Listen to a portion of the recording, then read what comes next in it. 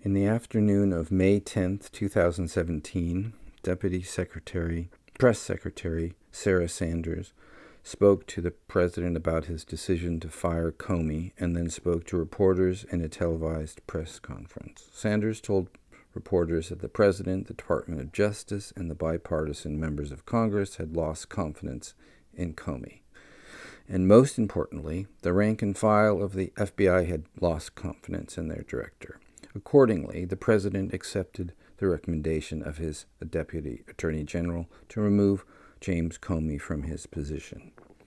In response to questions from reporters, Sanders said that Rosenstein decided on his own to review Comey's performance, and that Rosenstein decided on his own to come to the president on Monday, May 8th, to express his concerns about Comey. When a reporter indicated that the vast majority of FBI agents supported Comey, Sanders said, "Look, we've heard from countless members of the FBI that say very different things." Following the press conference, Sanders spoke to the president, who told her she did a good job and did not point out any inaccuracies in her comments. Sanders told his office that her reference to hearing from countless members of the FBI was a slip of the tongue. She also recalled that her statement in a separate press interview that rank-and-file FBI agents had lost confidence in Comey was a comment she made in the heat of the moment that was not founded on anything.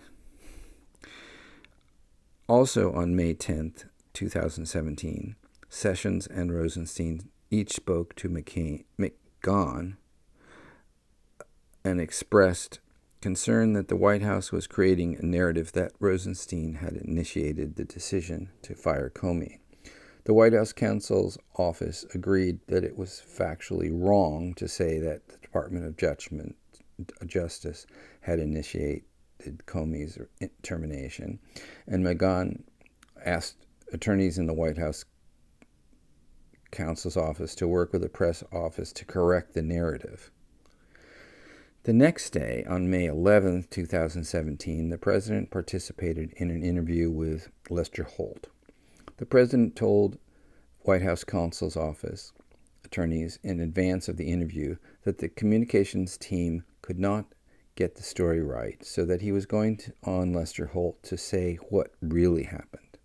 During the interview, the president stated that he had made the decision to fire Comey before the president met with Rosenstein and Sessions.